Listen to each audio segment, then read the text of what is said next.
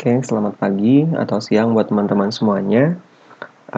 Kita lanjutkan lagi kuliah geomorfologi. Sekarang bentuk kelasnya berupa daring ya, jadi materi ini akan saya bagikan ke teman-teman semuanya. Silahkan ikuti instruksi selanjutnya yang telah diberikan di Google Classroom, dan saya harapkan dapat membantu teman-teman dalam memahami mengenai bentuk asal dari marine atau laut ya. Oke, selanjutkan.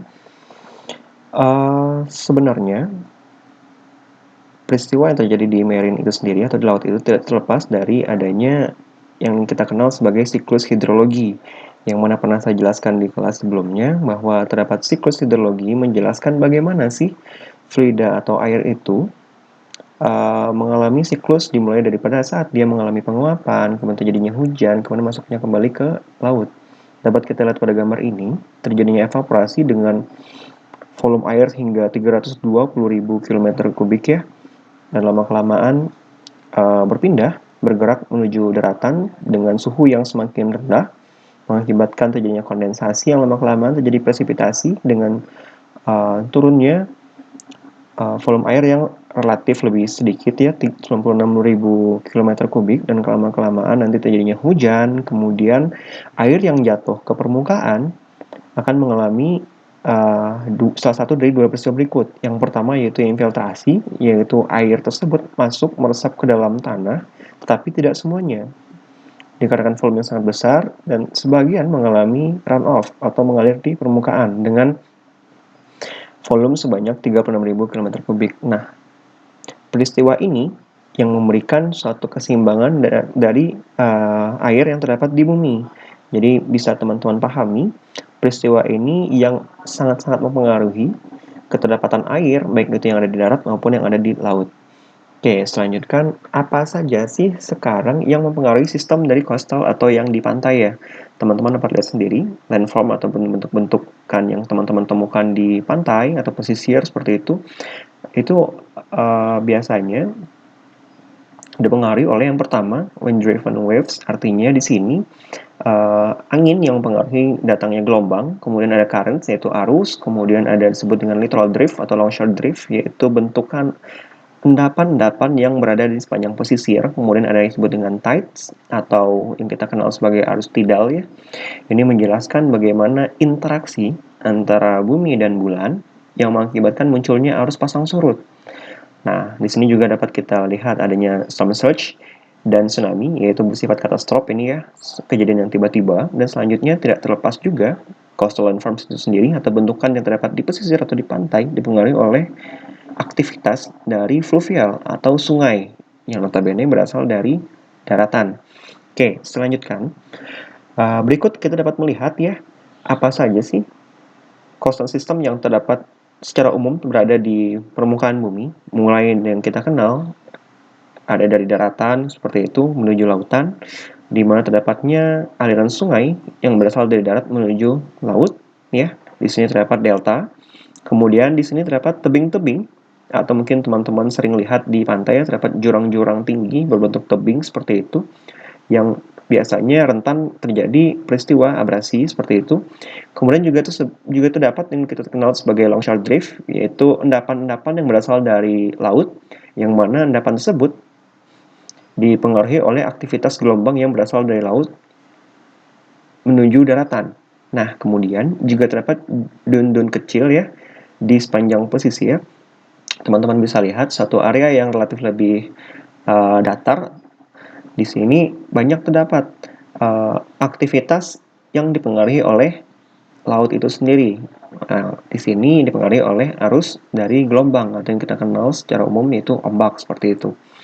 Nah, berikut saya akan menjelaskan secara umum terdapat 3 zona-zona yang dibagi dari hubungan atau interaksi dari laut ke daratan, di mana zona-zona ini sendiri menjelaskan masing-masingnya aktivitas yang terjadi pada zona-zona tersebut. Dapat kita lihat pada yang pertama ada yang disebut dengan swatch zone. Di sini yaitu daerah yang dibatasi oleh garis batas tertinggi naiknya gelombang dan batas terendah turunnya gelombang di pantai. Artinya swatch zone ini sendiri merupakan daerah pantai yang mana daerah ini sendiri dipengaruhi oleh empasan dari gelombangnya. Setelah ombaknya pecah, kemudian airnya itu akan masuk ke pantai. Nah, sejauh mana sih ombak itu atau gelombang tersebut bisa meraih daratan. Selanjutnya, ada yang kita kenal sebagai surf zone, yang mana daerah ini sendiri terbentang antara bagian dalam dari gelombang pecah, berarti gelombang mulai pecah di sini ya, ombak mulai pecah, kemudian sampai batas turunnya gelombang di pantai. Nah, di sini mungkin kita kenal sebagai zona surfing ya, teman-teman mungkin pernah tahu olahraga seperti itu, yang memanfaatkan tingginya ombak seperti itu, yang digunakan untuk beraktivitas seperti itu. Olahraga yang cukup ekstrim. Selanjutnya di sini kita juga melihat ada yang disebut dengan breaker zone, di mana di sini merupakan daerah yang gelombang datang dari laut atau lepas pantai. Teman-teman bisa lihat gelombang dari sini datangnya mencapai ketidakstabilan dan menyebabkan gelombang pecah. Nah, di sini terdapat plunging breakers, artinya di sini ombak tinggi maksimumnya terdapat di sini. Nah, artinya disinilah ombaknya mengalami pecah, ombak tertinggi ya mengalami pecah dan biasanya terdapat di bagian laut atau bagian di lepas pantainya. Itu lebih ke arah offshore. Oke, selanjutnya dari terminologi gelombang atau ombak yang secara umum bilang ombak gitu ya. Nah, bisa kita lihat nih, ada apa saja sih istilahnya. Yang pertama disebut dengan C atau celerity ya, C, celerity, yaitu merupakan laju dari wave travel atau perambatan dari si gelombangnya itu sendiri. Sedangkan T merupakan periode yang dibutuhkan atau waktu yang dibutuhkan pada saat satu gelombang itu menjalar seperti itu. Dan yang selanjutnya itu harus disebut dengan L atau wave length, yaitu panjangnya satu gelombang, yaitu antara satu puncak dengan yang puncak lainnya. Kemudian ada juga yang kita kenal sebagai H atau wave height. Di sini menjelaskan tingginya gelombang yang diukur dari gelombang paling bawah ya, bukan dari wave base tapi dari sini. Nah, celerity itu bagaimana cara menghitungnya? Yaitu hubungan antara wavelength terhadap periode dari suatu gelombang. Oke. Nah, saya harapkan teman-teman dapat mengikuti ketika kita bicara tentang rate of wave travel, artinya kita memainkan sebagai C, yaitu hubungan antara wavelength dan wave period. Oke, saya lanjutkan. Gelombang itu sendiri secara umum memiliki proses yang dinamis ya. Salah satunya itu wave shoaling. Di sini menjelaskan traveling into shallow water, artinya gelombang yang berpindah menuju ke shallow water atau laut dangkal. Di sini menjelaskan ketika terjadi wave shoaling atau ketika gelombang tersebut masuk ke laut dangkal, artinya gelombang tersebut dari laut dalam menuju laut dangkal akan mengalami yang pertama decreasing L tadi apa? Wavelength ya, dan C adalah celerity, laju travelnya ya, rate of travel dari satu gelombang tersebut akan berkurang. Kemudian tingginya gelombang akan berkurang sementara, bisa kita lihat di gambar ya, akan berkurang tingginya gelombang, tetapi kemudian akan mengalami peningkatan. Oke. Selanjutnya, ketika wave shoaling itu, ketika gelombang dari laut dalam menuju dangkal ya seperti ini, bisa kita lihat ombak yang terbentuk pun bersifat asimetrik. Artinya dapat kita amati di sini bersifat relatif simetris ya. Sedangkan di sini relatif simetris, sedangkan menuju ke sini sudah relatif asimetris. Kemudian bersifat lebih pendek ya, wavelength-nya bisa teman-teman lihat. Di sini relatif lebih panjang, di sini relatif lebih pendek, dan di sini relatif makin pendek dan semakin pendek ke sininya. Nah, bisa kita lihat di sini perubahan atau dinamika dari gelombang itu sendiri ketika gelombang atau ombak itu menjalar dari laut menuju daratan. Nah, jenis ombak ini atau gelombang ini mengindikasikan bahwa adanya perpindahan si gelombang dari laut dalam menuju laut dangkal. Nah, selanjutnya ada yang kita kenal juga sebagai wave reflection, yaitu secara umum terjadinya di steep shorelines atau garis pantai yang relatif curam. Nah, tidak jarang nih, ada beberapa daerah yang memiliki pantai yang relatif curam. Nah, di sini dapat diamati ombaknya itu atau gelombangnya itu akan mengalami refleksi. Artinya, waves-nya itu tidak pecah,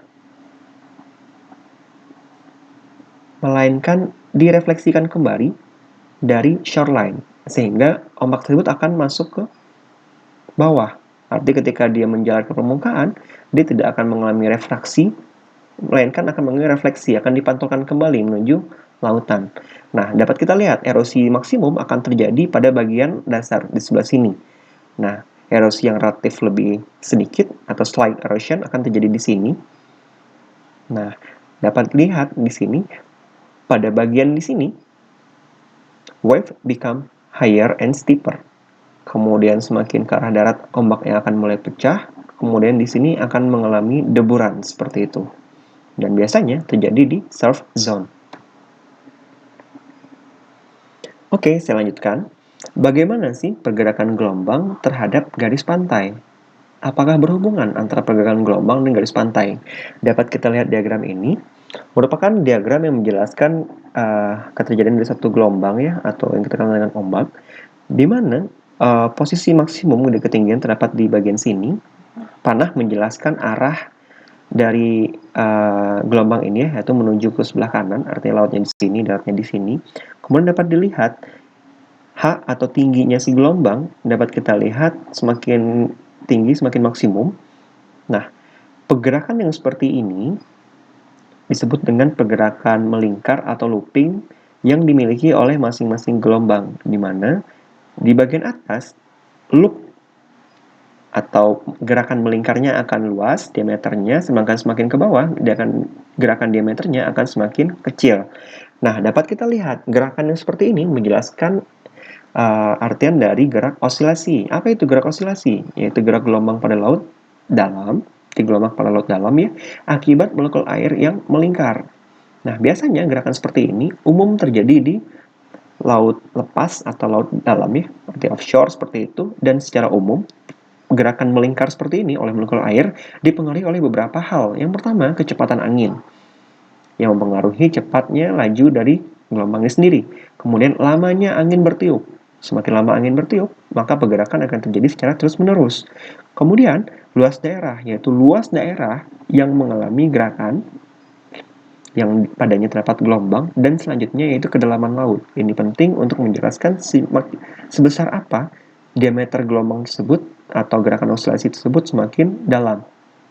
Nah, jadi gerak osilasi ini yang mempengaruhi dari pergerakan gelombang sehingga akan berdampak pada garis pantai. Nah, kemudian saya lanjutkan lagi dengan arus tidal. Di sini dijelaskan bahwa gelombang ini sendiri dihasilkan dari interaksi dari gravitasi ya antara bumi, bulan, dan matahari. Dan secara umum pada laut dalam gelombang tidal ini sendiri akan bersifat range-nya besar ya, wavelength-nya tinggi, besar. Artinya antara satu crash dengan crash lainnya. Crash itu puncakan ya, puncakan gelombang dengan puncakan gelombang lainnya itu cukup besar untuk wavelength-nya, untuk lebarnya. Kemudian mengakibatkan celerity-nya atau rate of wave travel-nya juga semakin besar. Nah, selanjutnya pada saat gelombang tidal itu mengalami shoaling atau bergerak dari laut dalam ke laut dangkal, akan mengakibatkan terjadinya perubahan yaitu dengan menurunnya wavelength, artinya puncakannya semakin dekat seperti itu, dan celerity-nya pun juga semakin berkurang. Akan tetapi tingginya gelombang akan semakin bertambah. Nah, sifat ini mesti teman-teman pahami ketika terdapat perbedaan antara tidal dan wave yang berasal dari refraksi ataupun dari refleksi. Nah, sekarang saya lanjutkan lagi dengan waves atau gelombang yang dampaknya dapat kita amati di pesisir atau di pantai ya. Nah, secara umum terdapat atas dua jenis. Yang pertama kita kenal sebagai destruktif, kemudian konstruktif. Destruktif ini sendiri teman-teman bisa lihat dari mana gelombang itu sendiri akan memberikan interaksi kepada daratan yang mana akan memunculkan suatu wedge. Wedge itu sendiri merupakan satu deburan ya. Kalau teman-teman lihat deburan, yaitu ketika ombaknya sudah pecah, nah akan terdapat deburan ombak yang mengalir ke daratan. Nah, ketika pecah dan mengalir ke daratan, ini disebut dengan swell. Sedangkan ketika ombak ini kembali ke arah laut atau kembali ke lautan, ini disebut dengan backwave. Oke. Nah, jauhnya jarak ke belakang ini nih disebut dengan backwave. Nah, di sini dapat kita lihat swell itu sendiri merupakan layer atau lapisan turbulen dari suatu air ya, pasnya air laut yang menggenangi suatu pantai pada saat dia sudah pecah di sini. Nah, sekarang kita lihat bagaimana sih bedanya antara destruktif dan konstruktif.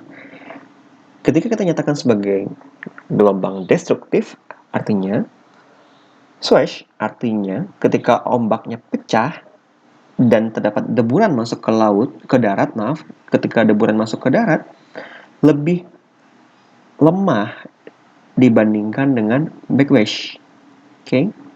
Nah, ketika swashnya itu lebih lemah dibandingkan dengan backwash, maka akan terdapat sedimen-sedimen halus ya, butir-butir halus, klasik-klasik halus yang terbawa ke pantai, sehingga akan terdapat pengendapan.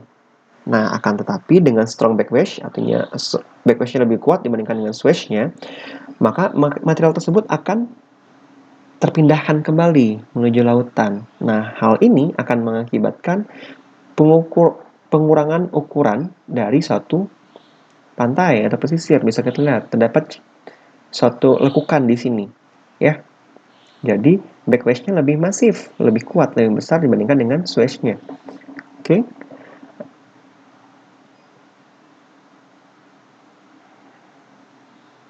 Nah, teman-teman bisa amati di sini ya. Bagaimana lekukan yang ada di sini? Bisa kita lihat ombak atau gelombangnya masuk ke ini, ke daratan dengan swash yang lemah, kemudian akan kembali lagi dengan strong backwash, sehingga banyak terjadi lekukan-lekukan. Oke, selanjutkan lagi. Nah, sekarang bagaimana sih dengan yang konstruktif? Konstruktif itu yaitu penjelasan ketika swash is stronger than backwash. Oke, ketika swash lebih kuat dibandingkan dengan backwash, sehingga menjelaskan material-material sedimen yang berasal dari laut akan terbawa secara optimal ke daratan, akan membentuk suatu endapan-endapan sekitar pantai ya. Nah, kemudian dengan backwash yang lemah, dia akan mengembalikan sedikit material-material sedimen tadi. Jadi ini bertolak belakang. Jadi secara umum kita sudah bisa membedakan sekarang apa sih yang disebut dengan destructive waves dan constructive waves. Yang membuat suatu pantai berukuran lebih besar, ya artinya dimensi pantainya lebih besar. Nah, itu menjelaskan bahwa swashnya itu lebih kuat, lebih besar energinya dibandingkan dengan backwashnya. Dua hal ini mesti teman-teman pahami. Jadi nanti ketika teman-teman melihat pantai atau pesisir, teman-teman bisa menerangkan nanti peristiwa apa yang terjadi. Apakah swashnya lebih kuat dibandingkan dengan backwashnya, atau swashnya lebih lemah dibandingkan dengan backwashnya. Bisa dikatakan ketika swashnya itu maksimum atau kuat dibanding backwash ya, maka akan terdapat banyak endapan laut di sekitar pantai. Tapi jika kebalikannya, artinya swashnya itu lebih lemah dibandingkan dengan backwash, maka akan terjadi yang namanya pengurangan dari dimensi pantai tersebut. Bahkan material dari pantai itu bahkan akan terbawa hingga ke lautan. Oke, sekarang kita lihat apa saja komponen-komponen yang mempengaruhi constructive waves dan destructive waves. Kita lihat energinya bagaimana sih? Oh, constructive wave itu energinya lebih rendah, destructive wave lebih besar. Swash-nya bagaimana? Oke, swash-nya lebih kuat, sedangkan destruktif lebih lemah. Backwash-nya gimana? Lebih lemah dan destruktif lebih kuat. Bagaimana dengan tingginya gelombang? Tingginya gelombang untuk konstruktif lebih rendah, sedangkan destruktif lebih tinggi, sehingga daya erosinya lebih besar. Sedangkan untuk yang bentukan yang disebabkan oleh tipe-tipe waves-nya ya, akan membentuk konstruktif itu biasanya untuk lebar dan datar, sedangkan untuk destruktif akan bentuk pesisir yang relatif lebih curam dan sempit. Frekuensinya dapat kita lihat bagaimana lebih rendah atau low untuk konstruktif, sedangkan destruktif frekuensinya akan besar. Baik, selanjutkan. Nah, kemudian kita akan memahami apa sih hubungan dari dispersi suatu gelombang terhadap kedalamannya. Apa sih itu dispersi? Dispersi merupakan penyebaran dari suatu gelombang. Misal kita bayangkan, kita berada di lautan dan terdapat gelombang atau ombak yang menyebar seperti itu. Biasanya hal ini umum kita temukan di daerah yang kita kenal sebagai tanjung, dan yang kita kenal sebagai teluk, ya. Headland ini tanjung, B itu teluk. Nah, di sini dijelaskan bahwa dispersi dari suatu gelombang ya akan menjelaskan dari seringnya terjadi suatu dispersion. Artinya, wave of different wavelengths travel at different phase speeds. Di sini terdapat perbedaan dari panjangnya gelombang masing-masing gelombang di sini akan berpengaruh pada perbedaan dari kecepatannya. Sederhananya, dispersi ini terjadi ketika gelombang memiliki perbedaan panjang gelombang pada suatu phase speed. Oke, kecepatan dari gelombang itu menjalar seperti itu. Keterangan ini bisa teman-teman bayangkan ketika suatu tanjung dan teluk seperti itu ya, terdapat gelombang seperti itu di sini. Kemudian gelombang ini sendiri akan cenderung untuk mengerosi bagian yang tanjung. Kenapa? Karena di sini kita lihat bagian sini relatif lebih dangkal, di sini lebih dalam, di sini lebih dangkal, ya. Gelombang di sini yang awalnya itu dalam akan bergerak cenderung untuk mengerosi bagian tanjung, sehingga terjadinya perubahan kedalaman di sini dengan laju yang semakin besar, mengakibatkan terjadinya pembelokan. Ketika terjadi pembelokan, maka lama-kelamaan akan menghajar atau akan mengerosi bagian yang headline-nya atau tanjungnya. Dapat kita lihat di sini, terjadinya penurunan dari kedalaman, artinya dulunya dalam ya, sekarang menjadi yang awalnya itu di sini bergerak dari laut yang dalam, kemudian menjadi laut dangkal. Lama-kelamaan akan berpengaruh pada tingginya gelombang dan lajunya pun akan semakin pelan. Jadi teman-teman bayangkan ketika adanya satu gelombang yang datang, kemudian terjadinya perubahan kedalaman dari yang awal gelombang itu dari yang dalam menuju bagian yang lebih dangkal. Pada saat perubahan itu, secara otomatis tingginya gelombang akan semakin meningkat, diikuti dengan laju dari gelombang itu akan semakin melambat atau semakin pelan, sehingga akan mengakibatkan terjadinya pembelokan seperti ini. Nah, bagian mana yang dierosi? Yaitu bagian yang headland atau yang kita kenal sebagai tanjung. Jadi diagramnya bisa teman-teman lihat di sini ya, bagaimana terjadinya pembelokan yang diakibatkan oleh perbedaan kedalaman. Dispersi terjadi ketika terjadinya perubahan kedalaman mengakibatkan kecepatannya pun berubah, tinggi gelombangnya pun berubah, sehingga gelombang tersebut membelok dan mengerosi bagian yang tanjung ini. Nah, di sini terdapat rumus, teman-teman silahkan pahami. Bagaimana cara menghitung energi dari satu gelombang? Yaitu 1/8 rho G H kuadrat. Rho ini adalah densitas dari air, G gravitasi ya, percepatan gravitasi, kemudian H yaitu wave height-nya, tinggi gelombangnya. Oke, selanjutkan. Kita minum dulu ya. Oke, sekarang ada yang baru lagi nih. Kita dengar sebagai long short drift. Long itu panjang, short itu pantai ya. Pesisir yang panjang atau pantai yang panjang dari pergeserannya. Oh, apa sih hubungannya? Bisa teman-teman pahami. Di sini terdapat pengaruh dari sedimen transport. Oh, artinya adanya perubahan pesisir atau pergerakan pesisir atau pantai yang diakibatkan oleh perubahan dari, nah benar, transportasi si sedimen yang diendapkan, baik itu yang berasal dari darat ataupun berasal dari laut. Secara umum, longshore drift ini sendiri merupakan sedimen yang berpindah akibat adanya longshore current. Apa sih itu longshore current? Adalah arus yang diakibatkan oleh pantai yang relatif paralel. Jadi teman-teman bisa lihat, arus ini dan sedimen movement occur within surf zone. Jadi, longshore drift ini secara umum dapat kita temukan di daerah yang kita kenal sebagai surf zone, yaitu ombaknya itu sudah pecah, ya. Bagian nomor 2 tadi, mungkin teman-teman bisa balik lagi ke awal untuk mengingat kembali. Nah, selanjutnya, di sini dapat teman-teman lihat bagaimana proses dari geologinya. Nah, proses di geologi untuk terbentukan di longshore drift ini sendiri secara umum dipengaruhi oleh transportasi dari sedimen. Apa saja sedimennya? Baik itu clay, silt, pebbles, atau sand. Ya, ini klasik halus semua nih. Juga terdapat pebbles di sini.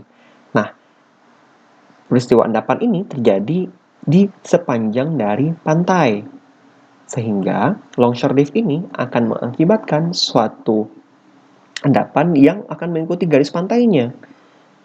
Kenapa sih bisa mengikuti garis pantainya dia? Kenapa nggak lurus? Kenapa berbelok? Nah, menarik. Berbeloknya itu disebabkan oleh adanya oblique incoming wind direction. Artinya, arah angin yang mempengaruhi tadi gerakan osilasi tadi, mungkin teman-teman masih ingat, osilasi dari suatu gelombang tadi, dipengaruhi oleh arah datangnya angin. Ketika angin datang itu bersifat oblik arahnya, maka akan muncul suatu pergerakan yang kita kenal sebagai longshore drift dia nanti. Bagaimana peristiwanya? Oblik atau kehadiran dari suatu angin yang mempengaruhi gelombang tadi ya, pergerakan angin yang bersifat oblik mengakibatkan terjadinya osilasi dari gelombang itu sendiri, sehingga lama-kelamaan akan mendorong fluida atau air yang terdapat di sepanjang garis pantai atau squeezes ya, atau menekan, memencet seperti itu air-air yang terdapat di sini, sehingga menghasilkan suatu ombak atau gelombang yang menghempasnya akan sejajar dengan garis pantai itu sendiri tuh. Nah, jadi dia akan berpindah paralel terhadap si garis pantainya. Nah, begitupun nanti endapan yang dihasilkan. Ketika sedimen terbawa dari laut, kemudian terjadinya longshore drift, maka akan terjadi endapan-endapan sedimen di sepanjang garis pantai yang mengikuti pergerakan dari longshore drift. Teman-teman bisa lihat nih, arah gerakannya seperti ini, kemudian seperti ini, kemudian seperti ini, kemudian seperti ini. Ya, itu menjelaskan adanya peristiwa oblique incoming wind direction. Arah angin yang bersifat oblique direction, tidak lurus melainkan miring, oblik ya, sehingga mengganggu air yang terdapat di sekitar pantai di sini. Mau tidak mau akan menekan, kemudian akan menghasilkan suatu gelombang ya. Bisa teman-teman lihat di sini yang akan sejajar dengan garis pantai. Di mana swash moves sand grain oblique up beach ya. Beach di sini dilihat bahwa adanya pergerakan dari endapan-endapan yang terbawa ketika gelombang itu masuk ke daratan. Kemudian gerakannya di sini relatif perpendikular atau tegak lurus. Kemudian nanti akan mempengaruhi endapan sedimen-sedimen yang terdapat di swash zone itu sendiri tuh. Oke, silahkan teman-teman kalau masih bingung pelajari kembali dari textbook ya, atau mungkin bisa di googling mungkin dengan sumber-sumber yang lebih terpercaya. Oke, selanjutnya sekarang kita akan membahas tentang wave refraction.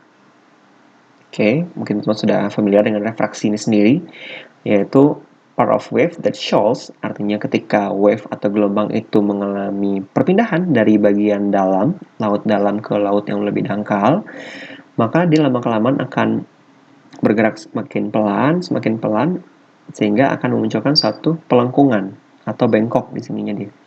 Bisa kita lihat di sini ya, adanya relatif yang tidak sejajar dengan garis pantai. Nah, sekarang kita ingin mengetahui bagaimana sih bisa terjadinya pembengkokan di sini nih, atau pelengkungan di sini.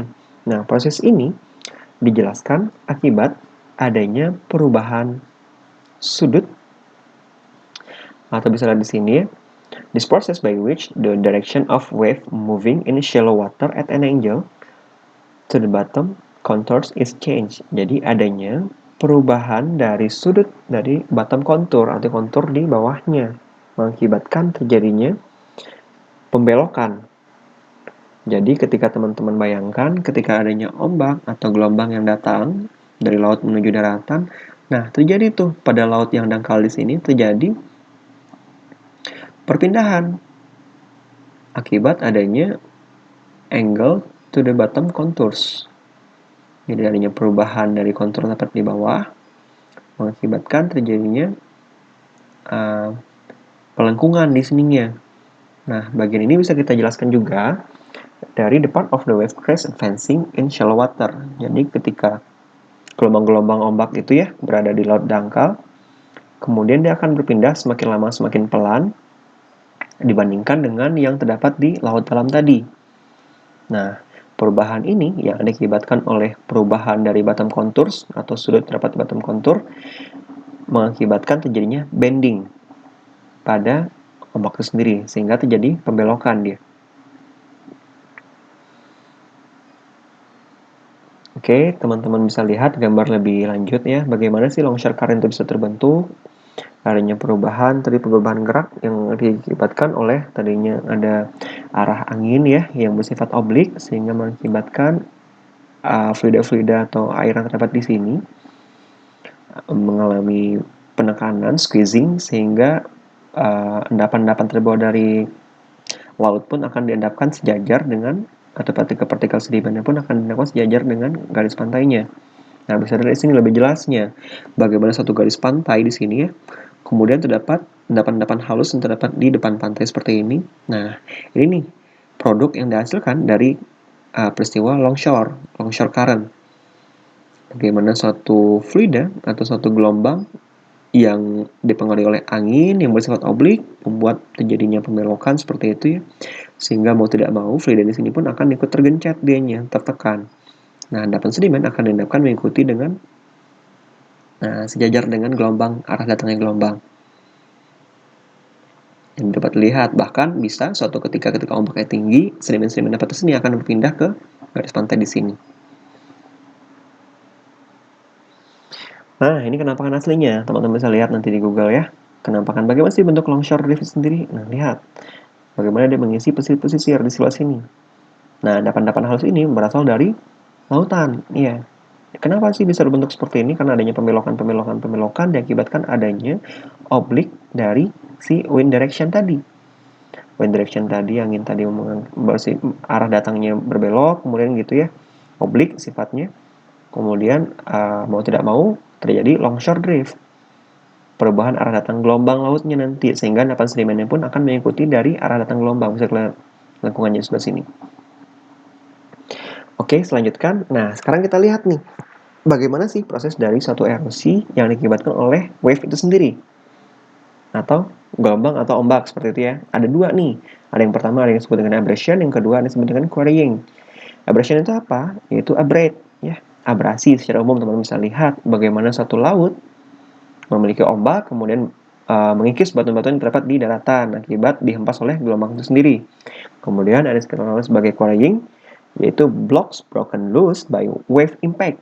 Bukan secara langsung dari ombaknya, tapi dari dampak ombaknya, artinya pecahan-pecahan dari ombak sendiri, yang lama-kelamaan akan mengakibatkan terjadinya compression dari udara nih, munculnya satu reka-rekahan di daratannya. Nah, pada gambar teman-teman bisa lihat nih, terdapat notasi ABC dan ACD. ABC merupakan bagian dari A, B, C, kemudian ACD, A, C, D. Nah, secara umum, material yang berpindah dari zona ABC ini sendiri dipengaruhi secara dominan oleh mass wasting ya, arti longsor seperti itu, atau rock falls, atau suatu yang disebut dengan slide ya, jatuhan-jatuhan dapat dari atas sehingga jadi akumulasi di depan pantai sendiri, itu bawah tebingnya.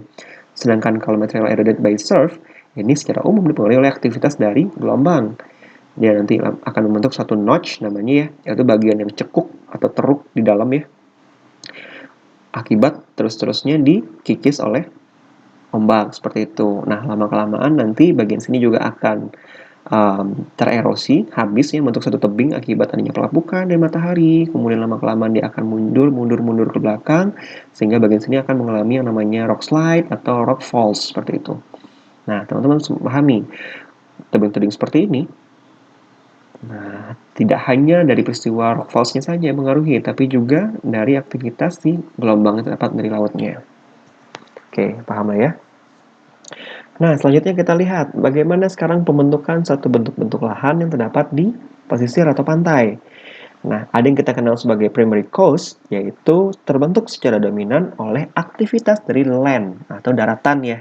Baik itu seperti tektonik atau erosi yang terdapat dari land erosion. Kemudian ada yang kita kenal sebagai sedimentasi, ya, artinya dari sungai ini. Nah, peristiwa dari primary coast ini merupakan peristiwa yang terbentuk akibat aktivitas dari daratan secara dominan. Oke, nah contohnya apa? Bisa teman-teman lihat nanti contohnya. Ada yang kita kenal sebagai delta, ya. Aktivitas secara umum berasal dari darat. sungai membawa material sedimen yang ada di sini, kemudian volcanic coast ya. Nih, lihat bagaimana satu gunung api, dan secara umum mungkin teman-teman bisa tahu ini ya, Gunung Krakatau seperti itu. Nah, yang ketiga nih, Hawaiian Island Hotspot. Nah, di sini kebetulan nggak ada contohnya, jadi teman-teman bisa bayangkan di sini adanya satu plateau seperti itu ya. Nah, bentukan-bentukan yang seperti itu secara umum dipengaruhi oleh aktivitas vulkanik. Nah, ini berbeda lagi. Secara umum, bentukan-bentukan seperti ini relatif tebing-tebing yang sempit, ya, kemudian lebih curam atau dalam. Ini diakibatkan oleh adanya glacial erosion atau erosi akibat glasiasi. Nah, yang kedua ada yang kita kenal sebagai secondary cause. Di secondary cause ini sendiri akan menjelaskan proses mana yang lebih dominan, yaitu proses dari lautan, baik itu wave erosion atau pertumbuhan dari koral-koral yang terdapat di laut. Nah, biasanya ini menjelaskan include marine deposition cause where di mana sea movement, artinya pergerakan dari laut itu mengakibatkan munculnya akumulasi atau endapan sedimen ya berasal dari laut pada suatu tempat di daratan. Contohnya apa? Barrier. Nih, lihat barrier ya. Adanya satu dinding penghalang yang terdapat di laut dangkal seperti itu misal, atau munculnya satu reef ya, muncul satu reef atau koral-koral terumbu karang yang terdapat di tengah-tengah laut seperti itu. Nah, ini kita kenal sebagai secondary cause. Jadi perbedaannya, primary cause itu menjelaskan bahwa proses dominan itu dari darat, ya. Sedangkan secondary cause menjelaskan proses dominan itu berasal dari laut. Laut artinya dari wave, gelombang atau makhluk hidup yang terdapat di laut. Sedangkan primary cause akan secara umum dipengaruhi oleh tektonik, kemudian land erosion, kemudian sedimentasi. Oke, selanjutkan. Nah, sekarang kita akan membahas tentang erosional coastal landforms. Nah, apa saja bentuknya? Ada yang kita kenal sebagai headland and base, artinya tanjung dan teluk. Oke, sea cliff, ya. Di tebing-tebing tadi, wave cut platform, artinya suatu gelombang yang mengakibatkan terjadinya cut platform. Banyaknya suatu daerah yang terkikis, ya. Coastal terrace, dapat dilihat di sini. Di pesisir pantai, kemudian adanya cave, gua-gua seperti itu, ada arch atau pelengkungan, ada stacks atau yang tinggal seperti ini, ada yang dinamakan stump. Oke, kita lihat satu-satu. Nah, apa yang kita kenal sebagai headland atau base, yaitu keterbentukannya seperti ini. Ketika adanya suatu gelombang yang masuk ke daratan, kemudian memberikan dampak kepada batuan yang terdapat di sekitar, kebetulan batunya ada yang bersifat keras, ada yang bersifat lebih lunak, seperti itu. Bagian yang lunak akan lama-kelamaan tererosi.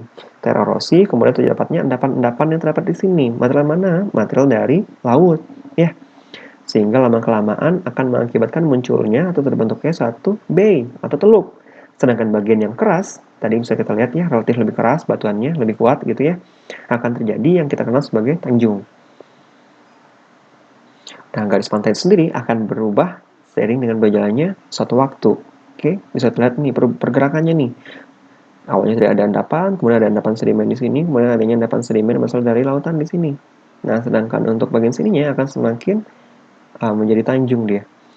Selanjutnya yang kita kenal sebagai cliffs, ya, tebing seperti itu, atau wave cut platforms. Di sini dapat kita lihat proses yang pertama.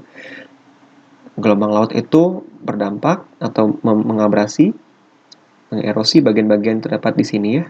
Anggaplah dindingnya di sebelah sini pada awalnya, kemudian lama-kelamaan akan munculnya satu tekukan bagian bawahnya. Akibat secara dominan dipengaruhi oleh gelombang, ya. Kemudian lama-kelamaan dipengaruhi oleh aktivitas hujan, matahari, collapse dia, lapuk. Collapse, lapuk, terjadi rock falls atau rock slide seperti itu. Lama-kelamaan terjadinya pengikisan di sini, munculkan satu platform-platform yang wave cut platform seperti itu ya. Jadi kenampakan teman-teman mungkin bisa lihat satu daratan di sekitar pantai, tapi dia relatif datar dia dan relatif lebih dominan untuk dierosi oleh air laut seperti itu. Nah, kemudian bagian yang kelima barulah semakin lama semakin mundur nih satu tebingnya. Apakah tebing ini mundur hanya dipengaruhi oleh aktivitas dari gelombang saja? Tidak, tapi juga dipengaruhi oleh aktivitas eksogen lainnya, seperti ini. Adanya pelapukan, adanya hujan, lama-kelamaan dia tidak stabil, lama-kelamaan banyak crack yang muncul, dan lama-kelamaan dia akan terjadi suatu peristiwa longsor, seperti itu, atau jatuhan batuan, seperti itu, dan lama-kelamaan akan semakin mundur dianya. Ini kita bentukan dari cliffs atau wave cut platforms. Nah, yang selanjutnya, di sini saya menjelaskan untuk keterbentukan dari satu gua itu sendiri. Awalnya akan terbentuk suatu crack ya, oleh air-air yang terdapat di sini nih. atau dari gelombang, mengisi celah-celah, kemudian lama-kelamaan jadi crack. Nah, lama-kelamaan crack itu sendiri akan membentuk satu gua-gua. Nah, gua ini sendiri lama-kelamaan akan memberikan satu jalur untuk fluidanya lewat, atau air lautnya lewat, atau gelombang lautnya lewat, sehingga membentuk satu arc atau pelengkungan. Nah, kemudian lama-kelamaan dia akan terputus. Nah, muncullah satu yang baru, disebut dengan stake, atau satu tebing yang bersifat kolom, terdapat di tengah-tengah laut, seperti itu. Nah, bagian ini bagian erosi, lama-kelamaan akan menjadi satu stam, bongkah batu yang terdapat di lautan, seperti itu. Nah, prosesnya seperti ini lebih jelas. Untuk satu arc, lama-kelamaan dia akan retak, lama-kelamaan dia akan pecah, turun, rockfall, seperti itu ya. Nah, akan terjadi dua bagian. Ini yang kita kenal sebagai stuck, ya. Nah, lama-kelamaan akan mengalami erosi, pelapukan, dan segala macamnya. Nah, ujung-ujungnya nanti akan menjadi satu stam, seperti itu. Nah, ini kenampakan nih dari keterbentukan satu tanjung dan satu teluk. Di sini terdapat arc. Bagus ya? Oke, selanjutnya, tadi kita sudah bahas tentang erosional. Sekarang landform yang terbentuk akibat suatu peristiwa endapan. Oke, endapan ini dipengaruhi oleh apa saja? Ya, yang pertama, dipengaruhi oleh littoral drift atau longshore drift tadi itu. Ya, secara dominan oleh aktivitas dari wave atau gelombang laut ya. Dia akan membentuk satu pantai atau satu puncakan-puncakan pantai seperti itu, kecil-kecil dun-dun seperti itu ya. Kemudian ada speed. Nah, ini speed bisa terlihat di gambar di sini nih, dipengaruhi oleh longshore drift tadi akan mengakibatkan melamparnya endapan sedimen ke bagian sini. Nah, nanti lama-kelamaan juga terbentuk yang namanya barrier. Artinya longshore tadi atau speed ini terputus kemudian tertinggal menjadi barrier. Nah, juga terdapat namanya lagoon, tambolo seperti ini ya, tertinggal seperti itu. Nah, juga terdapat yang kita kenal sebagai estuarin atau teluk. Oke, kita lanjutkan.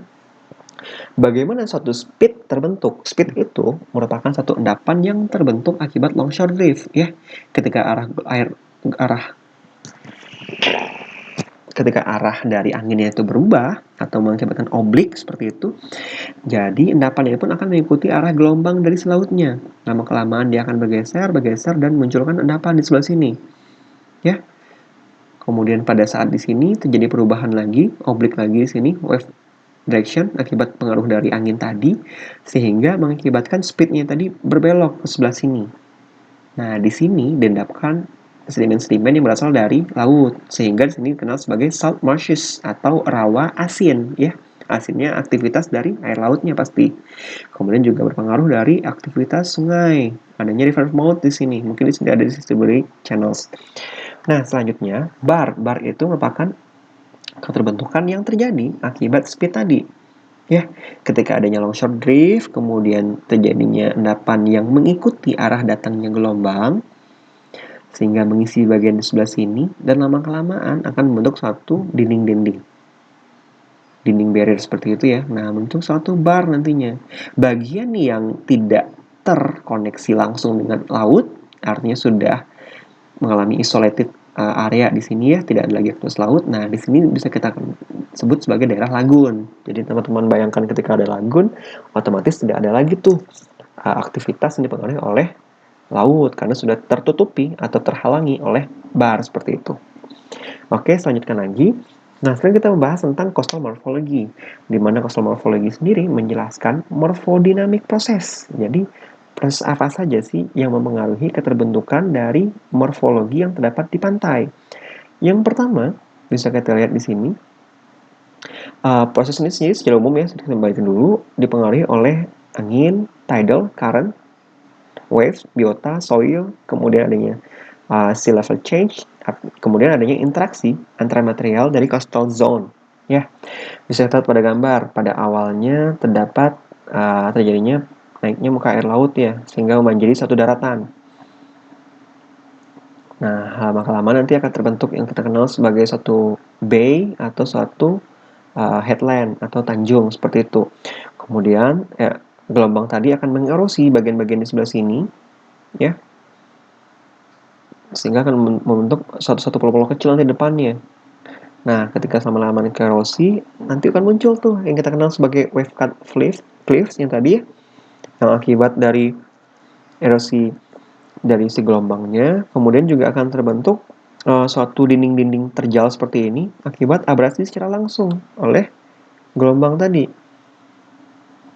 Selanjutnya, lama-kelamaan, pulau-pulau kecil yang terdapat di sini tadi akan hilang karena tererosi secara terus-menerus. Kemudian akan membentuk satu garis pantai, ya. Di sini dapat teman-teman lihat adanya hampir muncul di sini satu lagun, di sini muncul satu speed seperti itu ya. Kemudian artinya di sini menjelaskan terjadinya longshore drift seperti itu. Nah, lama-kelamaan dia akan membentuk satu pantai yang relatif garisnya lebih lurus atau strike gitu ya. Nah, ini menjelaskan bahwa garis pantai seperti ini merupakan garis pantai yang sudah mature, artinya sudah descently, di tahap akhirnya.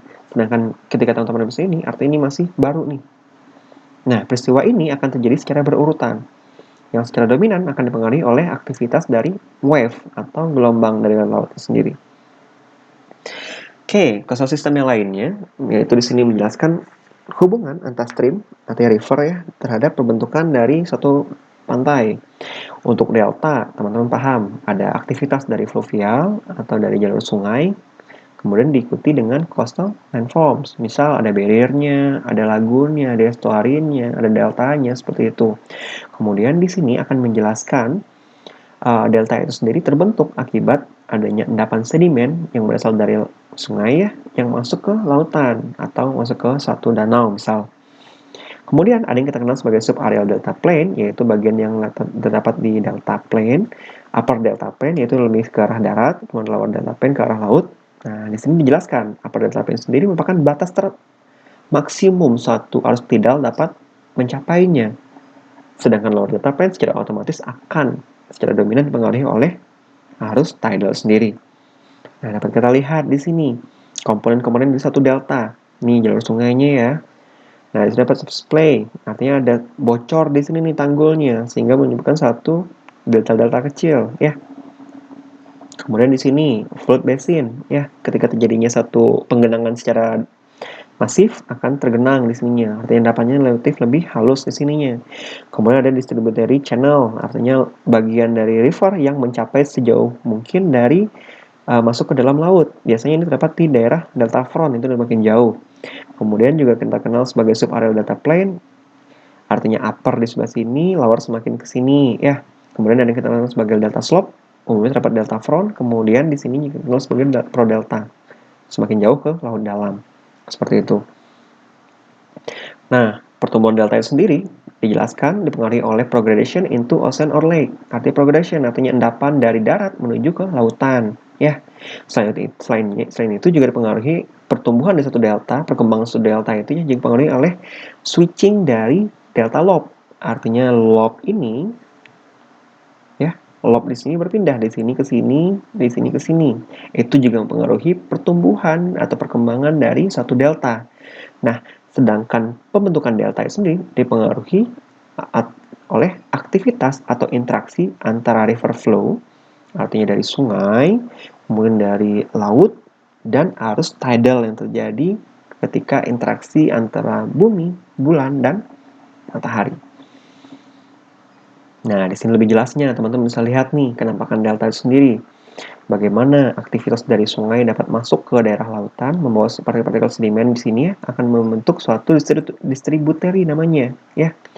Untuk di sini contohnya itu suatu danau. Nah, endapannya sendiri akan beda. Bagian di sini akan membentuk satu top set dari satu bed, kemudian bagian sini akan membentuk fourth set dari satu bed, kemudian bagian sini akan membentuk bottom set dari satu bed.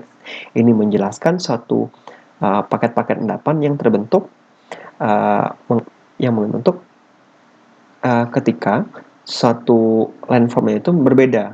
Kapan sih bottom setnya terbentuk, kapan sih fourth setnya terbentuk, dan kapan top setnya terbentuk. Di sini kita lihat bottom setnya terbentuk dulu relatif lebih lateral ya, datar seperti itu. Kemudian baru masuk progression di sini, sehingga bentuk satu fourth set. Kemudian ini relatif aggregation dia, sehingga bentuk satu top set. Nah, ini perkembangan delta secara umum. Mungkin teman-teman sudah paham, ada delta yang dipengaruhi secara dominan oleh fluvial, secara dominan oleh wave, kemudian secara dominan oleh tidal itu sendiri. Nah, kalau untuk Indonesia biasanya terkenal tuh di daerah mana? Yuk, masih ingat nggak?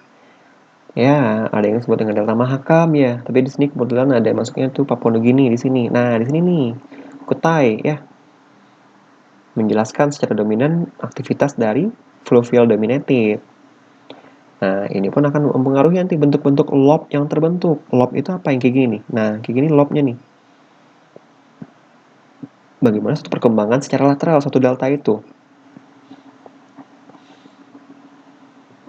Nah, ini menentukan suatu speed ya. Arti long short drift yang saya bilang tadi. Terdapatnya satu gelombang yang dipengaruhi oleh angin, bersifat oblik ya, artinya miring.